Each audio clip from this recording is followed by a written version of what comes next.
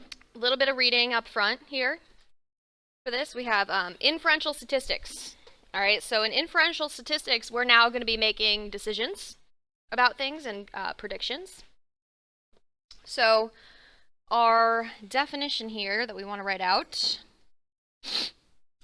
is methods that use sample results to help make decisions or predictions about a population. So let's see here. Methods that use sample results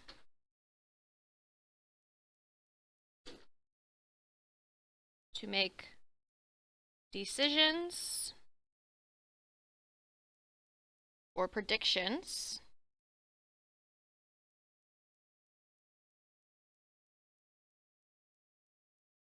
about a population. Okay, so we gather a sample. We try to make that sample as random as possible so that it can encapsulate as much of a representation of a population as a whole. The reason why we do this is because what we have here, population data are very difficult to gather for an entire population. For instance, let's suppose we want to know the average height of all Americans. It's unrealistic for a researcher to measure the height of each and every American, also very time-consuming and expensive to get that kind of data. In situations such as this, it's prudent to estimate the height of all Americans using a more manageable sample. So the assignment of values to a population parameter based on the value of the corresponding sample statistic, we call this just estimation.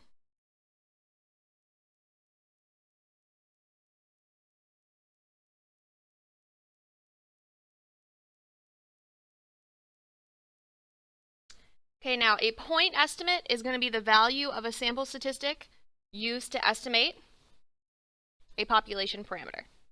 Okay, and a point estimate is going to be x bar or p hat. Okay, the value of a sample statistic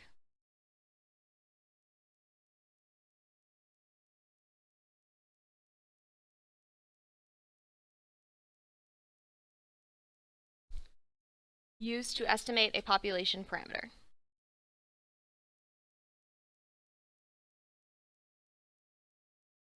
Sorry I didn't give you as much room here.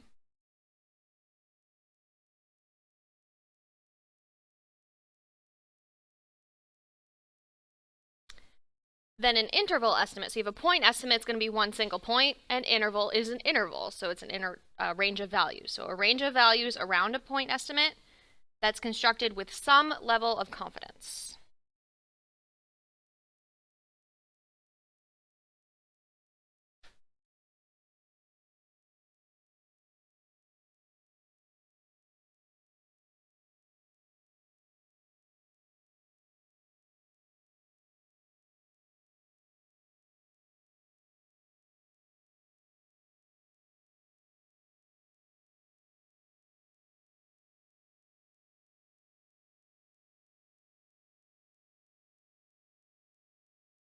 Okay, and we're going to call this a confidence interval.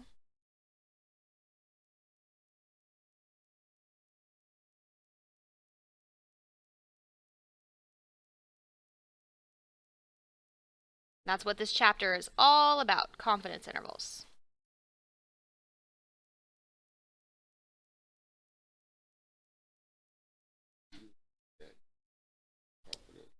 So a confidence interval is going to be a range of values around a point estimate. So you have your single point estimate around some sample.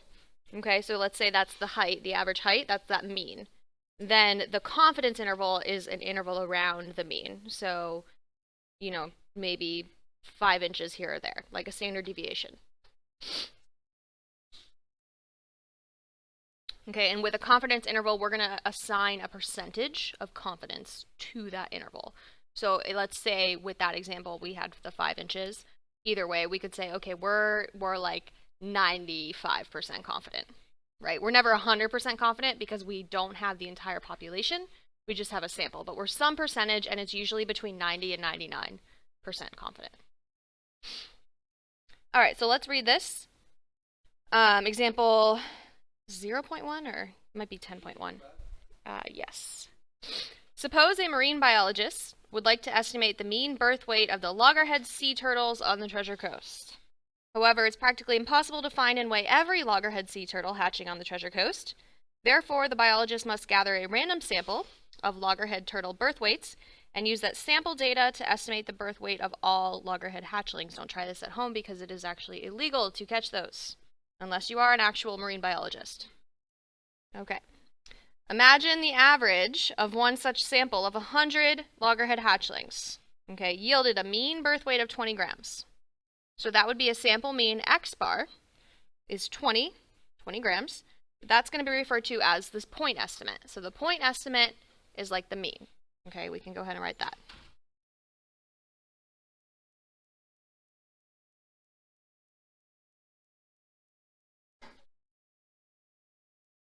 Okay, that being said, it's unlikely that the true average birth weight of all loggerhead sea turtles on the Treasure Coast is precisely 20 grams. It's going to be some sort of range.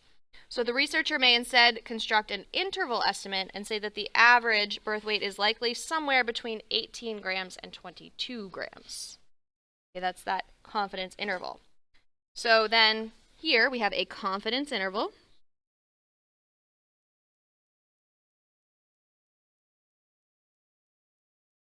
Okay, is an interval constructed around a point estimate, and it is stated that we are XX percentage, so some percentage, confident the interval contains the true population mean. Thus, a confidence interval provides a range of reasonable values in which we expect the population parameter, so that's the true population mean, to fall. There is no guarantee that any single confidence interval will contain the unknown population parameter. Only a certain probability that it does. That's why we only go up to 99% confidence, not 100% confidence. Okay? And our confidence interval is, so I'm just going to say CI for confidence interval. That's going to equal the point estimate plus or minus. Okay, that little interval there, that's called the margin of error. Okay, so that is to calculate a confidence interval, we calculate the point estimate, the margin of error, and then we add and subtract those values to determine the lower and upper bound of the confidence interval. Since a confidence interval is obtained by adding and subtracting the margin of error from the point estimate, the overall width of a confidence interval will always be double the size of the margin of error.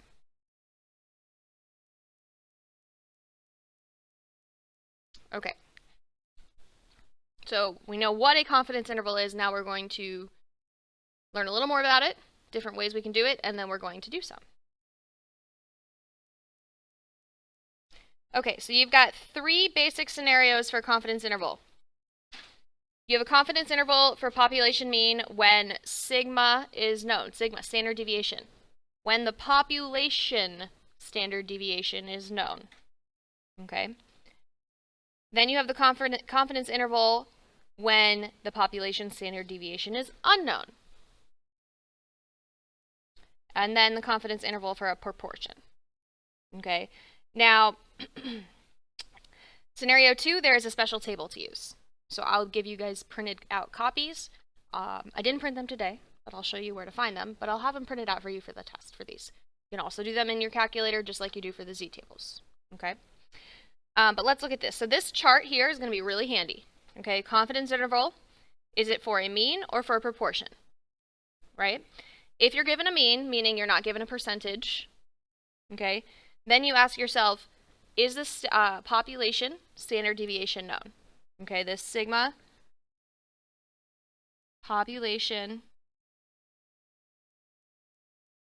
standard deviation.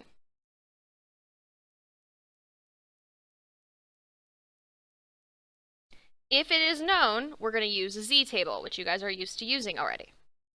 If it is unknown, this is this new table. It's called a t-table. Okay, and those are going to have different values, the t-table and the z-table. We're going to do the t-table in 8.2. So we're going to touch it briefly a little bit today. And then p, for proportion, that's just straight to the z-table. Okay, so you're going to use the z-table for proportions, and then when we know the population standard deviation. When we don't, when we know the sample standard deviation, we're going to use a t-table. Okay, and then we're just going to read this important note quickly. We have a confidence interval is constructed with regard to a specific confidence level, like I said, between 90 and 99% usually. The confidence level indicates the percentage of intervals that should contain the true unknown population mean. Okay, after numerous samples are drawn from the sample population and their confidence intervals are each considered, it is not guaranteed that any one confidence interval will contain the true unknown population mean. For instance, if the confidence level is 95%, then we would expect about 95 out of every 100 confidence intervals to contain the true population mean. In other words, there's no guarantee that any of our individual solutions in this chapter are correct. So that just little note there, statistics are never 100% true. That's why we don't have a 100% confidence interval. The closer it is to 100, the more confident you are, right? I'm 99% confident, I'm really, really confident. I'm 50% confident, I'm really not that confident. Okay, so let's do some of these. We're going to start with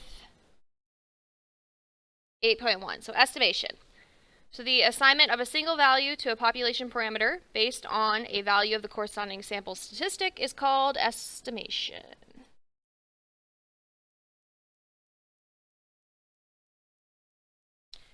The sample statistic used to estimate a population parameter is called an estimator.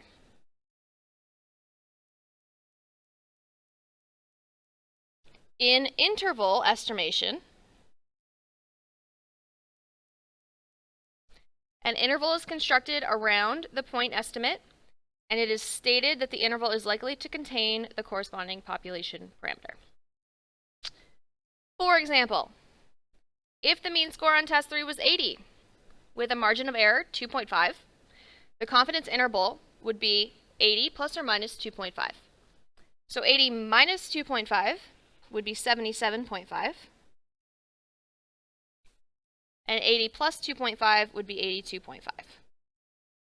The way we write that would be an interval notation, so parentheses with the lower value first and the higher value second.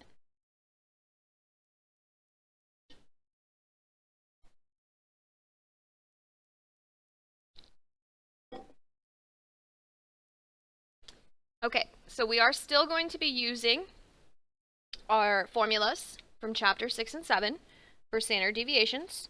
So if we're using samples and sampling distributions, we have to calculate the standard deviation by doing the standard deviation divided by the square root of the sample size. All right, now before we do that, let's find out what these confidence intervals are. These are just the z-scores for 90%, 95%, 99%, basically. And we have a chart down here. This chart's going to be really useful. It would be helpful to memorize it, or at least memorize how to find it, which you know how to, for these popular z-scores. Okay, so commonly used confidence intervals are going to be 90%, 95%, and 99%. Okay, in most research, it's going to be one of those. So you have the chart, so we'll reference the chart, but to find it, so where do those numbers come from? Okay, what we would do here, if we want 90% confidence, what that means is that we would want on our normal distribution table 90%.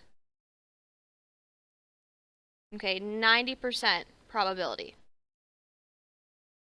here. Okay, we would just want to say, okay, 90%, but there's going to be some outliers on either side, right? You're going to have 5% that might be on the high side, 5% that might be on the low side. Okay, so to find that, you would do 1 minus 0.90, which is 0.10. You have to, I'm losing the word here. You have to make sure that you are covering, can't think of the word that I'm thinking of here, the upper and lower 5% there, okay? So you would take that 0.10 and divide it by 2 to get that 5% on either side, higher or lower. And then you would find the corresponding z value. Okay, so these confidence intervals are going to be given by z values for this section. So we could go to the normal table and we could look it up. Or if we have 5% on one side, we can use that inverse norm command. So we could go inverse norm, and we could say 0.05, 0, and 1. And that would give us a negative 1.645. Find it over here. Okay, so second distribution, inverse norm, the area 0.05, mean of 0, standard deviation of 1. We get negative 1.645. Okay, so if this is negative 1.645, then the z value on the right side would be positive 1.645. Okay, and when we do the z value for our margin of error or confidence interval, we're just going to use the positive one. We're going to end up adding and subtracting when we do the margin of error anyway, so we don't have to write both. We can just say z is going to be 1.645. And if we look down at the table, it's going to show that.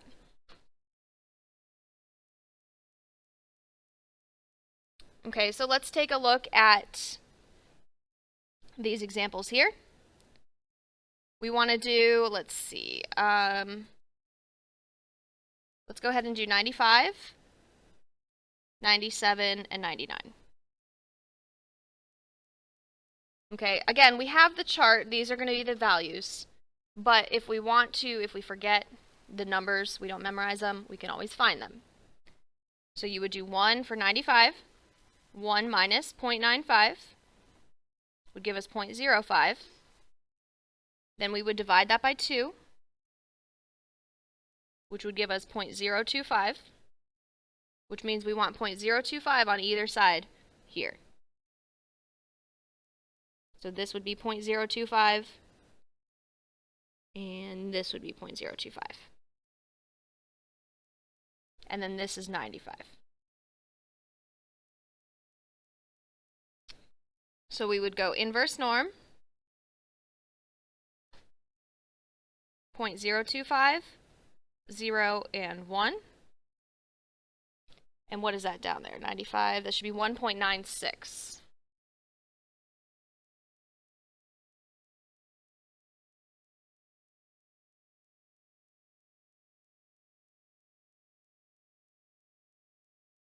Okay, it gives us the negative value, negative 1.96. Okay, that's negative 1.96 over here, positive 1.96 over here.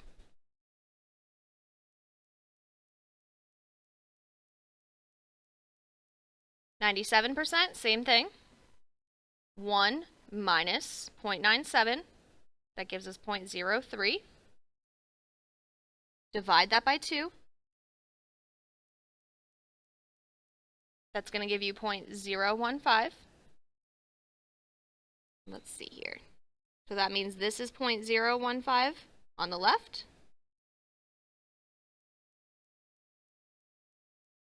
0.015 on the right. And then this is 97% on the inside. And we would do inverse norm. 0.015, 0, and 1. And it looks like that should be about 2.17.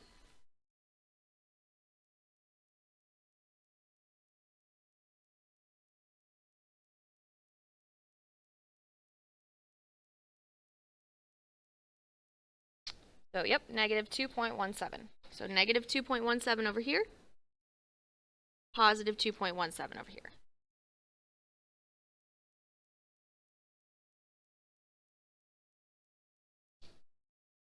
Okay, then 99%, we would do 1 minus 0.99, which gives us 0.01. We do 0.01 divided by 2. That's going to be 0.005. So that's like way over here, 0.005. Okay, you got 99. This is the most confidence that you can get. Okay, and we would go inverse norm. We have 0.005, 0 and 1.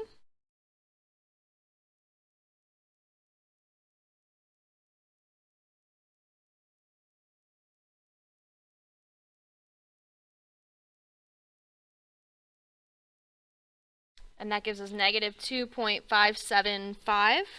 Should really be 576. I think that we'll use the chart value though for this one. So negative, it's not going to make that big of a difference. So 2.575 there. Okay, and then again, you have this chart, so when you are doing your problems, I would definitely take a picture of the chart so you can have it there next to you. And then, when it comes time for the test, try to memorize it. It's on your paper. You can take a picture of your paper. Okay. And then if you forget any of the values, you can always find them this way. All right, now let's do a confidence interval. All right, so we want to verify that the conditions have been satisfied. Again, you're going to have all problems here where the conditions are satisfied. Okay, but you want to, is it a random sample? Is the sample size big enough? Etc. Okay, then step 2, find the critical value z that responds to the confidence level. This is just z area over 2, just to remind you that you're looking at either side of the area there. 95% we found on the last page. That was a corresponding z-value of 1.96. Step 3, we estimate the margin of error. Okay, so the margin of error is going to be z times the standard deviation, which is the standard deviation over the square root of the sample size. Okay, so remember that is another way you could write that is z times just the standard deviation of x bar. Okay, then you're going to find the values of the confidence interval. So it's going to be x bar plus or minus the margin of error. Okay, and then your results. Okay, your results are I am whatever percentage confident that the true population mean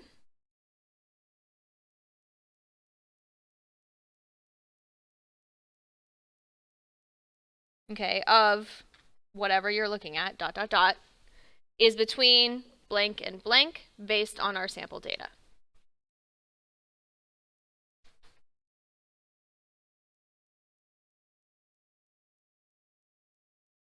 All right, so let's go through and do that. So example 1.3. The nursing department needs to create an informational brochure for a student interested in nursing career. The average salary of a nurse on the Treasure Coast needs to be included in this brochure. Of course, it's not practical to contact every nurse on the Treasure Coast, ask for his or her salary, then compute the true population average salary. Instead, the nursing department contacts a random sample of 36 nurses, asks for the salary information of each, and then determines that the sample average of these 36 nurses is $56,000. Okay, since the sample data did not include every nurse on the Treasure Coast, the population mean is most likely not 56,000 exactly, but close. Thus, it's appropriate to construct a confidence interval around x bar of 56,000, which will yield a range of likely values of the average salary of all nurses on the Treasure Coast. Suppose the standard deviation of all nursing salaries on the Treasure Coast is $6,000, and the nursing department would like to construct a 99% confidence interval for their estimate. Okay, so the information that we need, first of all, this has an x bar of 56,000. We have a sample size, 36 nurses, and we were given a standard deviation, or a sample standard deviation, nope, that was population, of 6,000. Okay, The standard deviation, that's important, especially once we do the next part. So the standard deviation of all nurses on the Treasure Coast is 6,000. So that is one thing you have to ask yourself. Standard deviation, is it a population or a sample? Okay, it's population. All nurses. Okay, so we've got all of our information. We want to, step 2, we find the critical value that will correspond to a 99% confidence interval. Okay, so the Z for a 99% confidence interval is going to be what?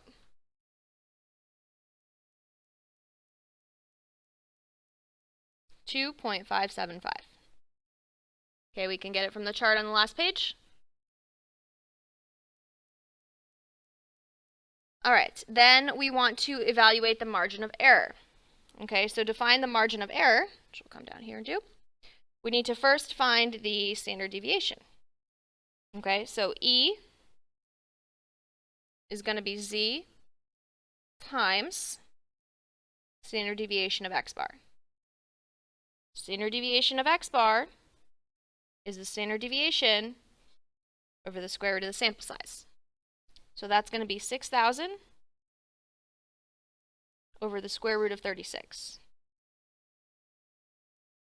which I think that's just 1,000.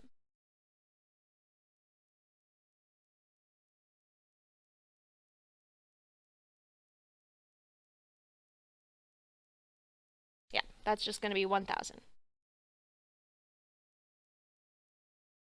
Okay, so let's go ahead and find the E there.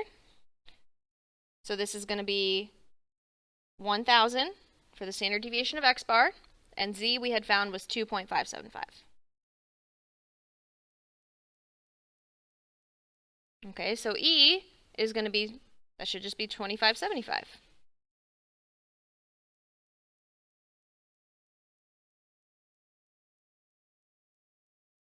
And then the confidence interval is going to be X bar plus or minus E. Okay, well, X bar was 56,000 plus or minus E 2575. So 56,000 minus 2575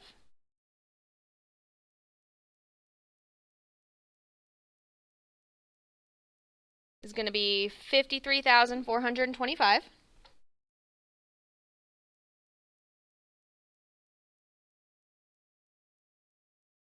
And then 56,000 plus 2575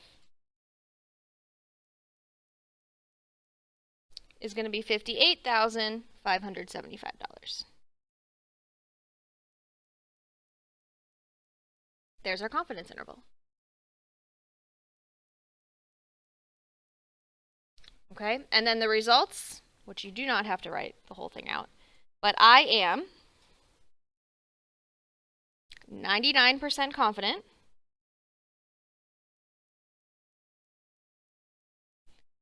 that the true mean salary of all beginning, this is beginning nurses on the Treasure Coast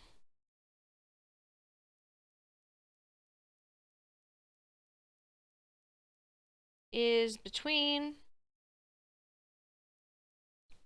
53,425 and 58,575 based on this sample.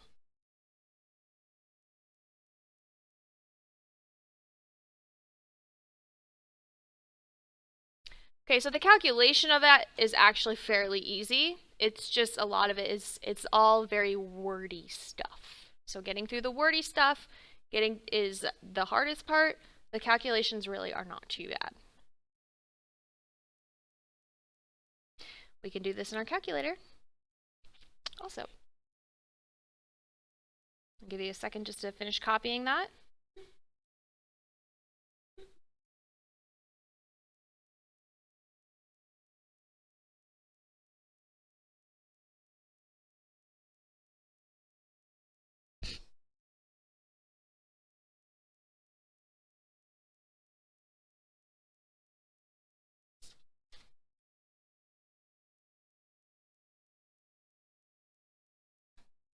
All right, in our calculator, got nice steps for you. You can look it up on Blackboard later. All right, on the calculator, you're going to press stat, and then you're going to highlight tests, then Z interval. We'll go through the whole thing with this example here.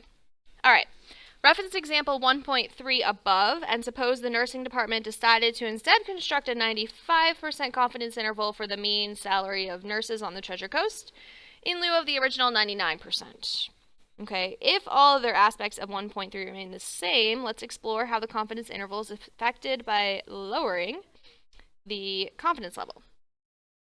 All right, so 99 to 95, yeah. So we're going to take the point estimate, which is the mean. That's just X bar. That's 56,000. Okay, the margin of error now for a Z value of 95% would be a 1.96. And remember, we had that standard deviation of X bar was 1,000. So the margin of error is 1.96 times 1,000. So that's 1960. And then the confidence interval is that X bar plus or minus the margin of error. So it's 56,000 plus or minus 1960. Okay, which gives us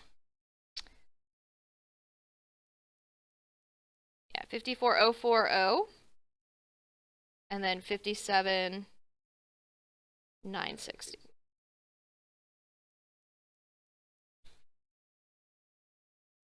Okay, so that did that expand it? What was it previously? 53, and no, it shortened it. It made it smaller. We're not as confident. We got to make it smaller. More confident when it's a larger interval. All right, so here's where we do this. So you're going to press stat. And then you're going to go over to tests. Okay, and then we want Z interval, not Z test, Z interval. So for me, that's number 7. We get all these different tests we haven't even learned about yet. All right, Z interval, not T interval. Z interval, press enter. All right, and we want stats, not data. Data is if we had a list, if we had put the list in. Okay, so we want to highlight stats. Okay, we've got our sigma, which was 6,000.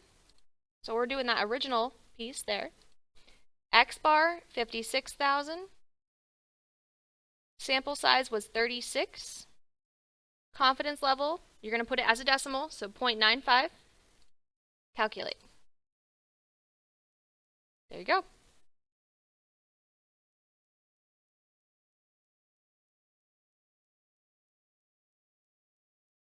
Okay, let's say we did that. We can check our 99%, make sure we did that one right. I would keep the same info in there and then just change the confidence level to 0.99. And then, let's see, 53. Oh, it's off by $1. That's okay. It's $1.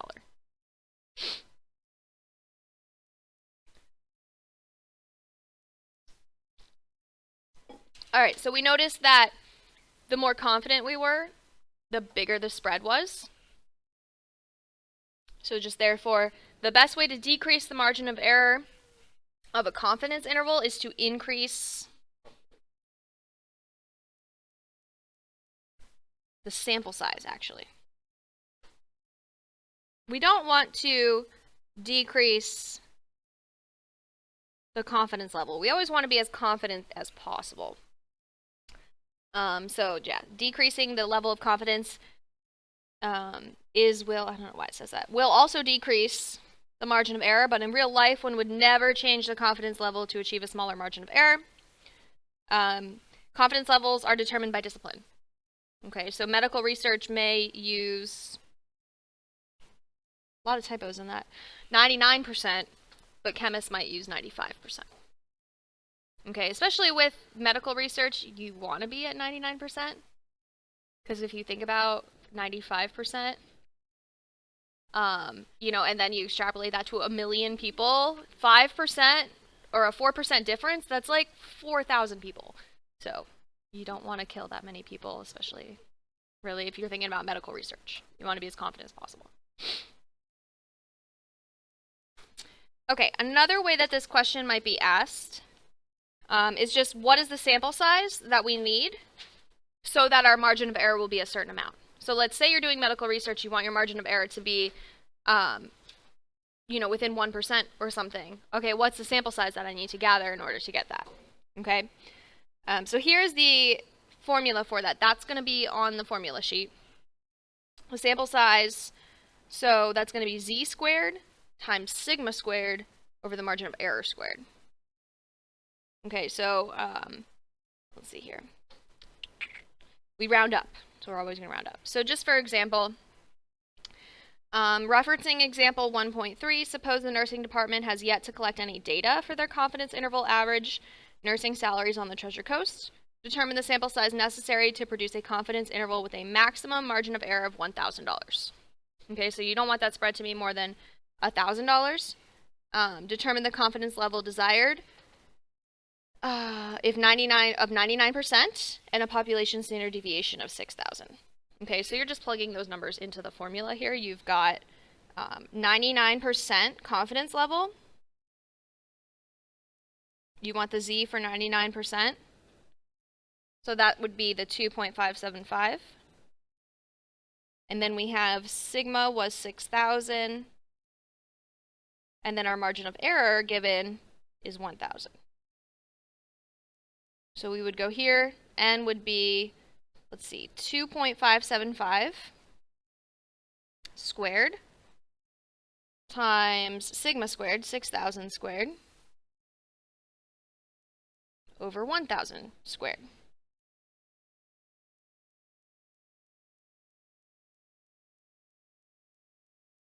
Okay, so 2.575 squared times 6,000 squared divided by 1,000. I don't know if I need the parentheses there, but I'm just putting it in just in case. 238.7. So we need at least 238.7 people, and since we can't have 0.7 of a person, we want to round that up to 239.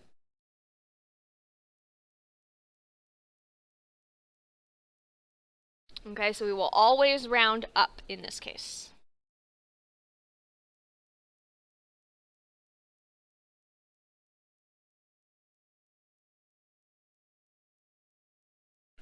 Okay, I think I want to do a practice problem before we move on to 8.2. Let me see if I have one here.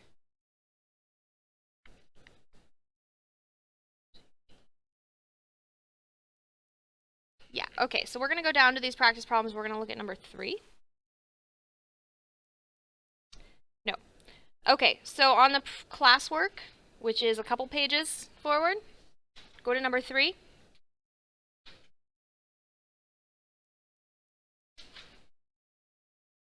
We'll do another example here. Okay, so we have the average adult had $3,700 in credit card debt with a standard deviation of $600. Construct a 90% confidence interval for the corresponding population mean from a sample of 165 adults.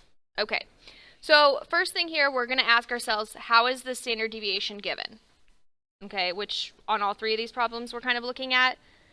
The standard deviation,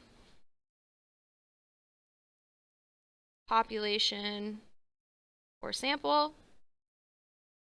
Let's see. The average adult with a standard deviation, so that's just the average adult, so that's population. So this is a z. We haven't done the other one yet, but you're going to ask yourselves those questions first.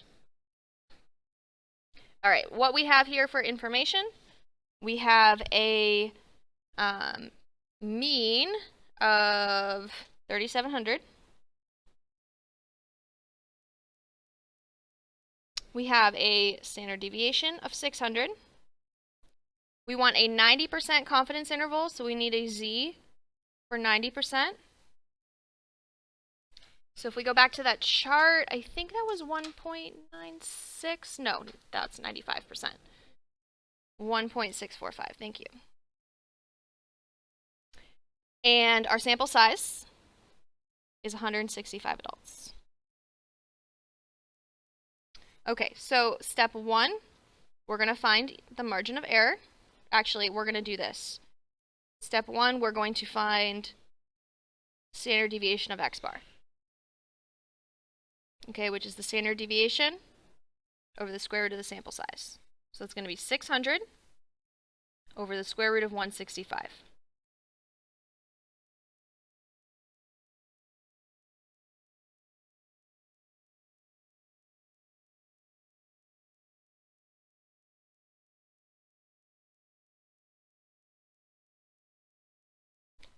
So 46 point, we'll just go 71 for that.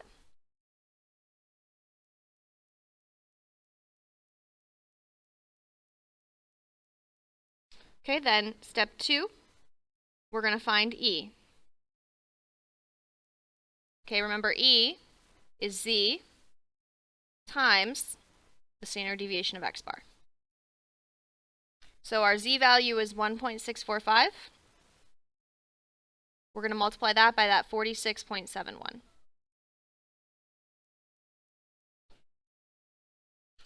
So I'm actually just going to take what was left in the calculator. I'm just going to go times 1.645. So it's going to give me 76, and I'll go ahead and move this. Oh, this is money, so we'll do 2 places. 76.84.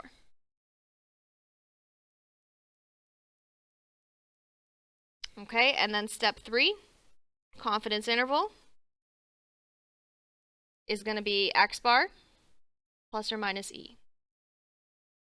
Okay, so that's going to be 3,700 plus or minus 76.84.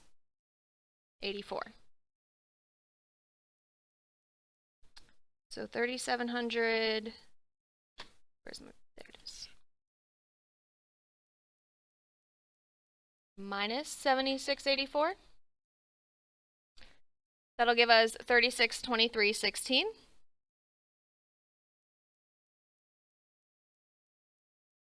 And then 3,700 plus that is going to be 3776.84.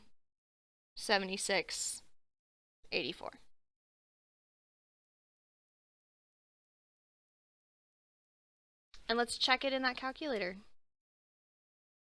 So stat tests, I want Z interval, number 7. Stats, my sigma is 600, x bar 3,700, sample size 165, confidence level is 90%, so 0.90. There we go. We're off by about 4 cents, probably because we rounded right here with the standard deviation. 4 cents is fine.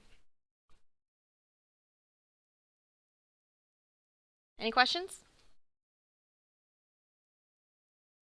All right, let's go back to 8.2.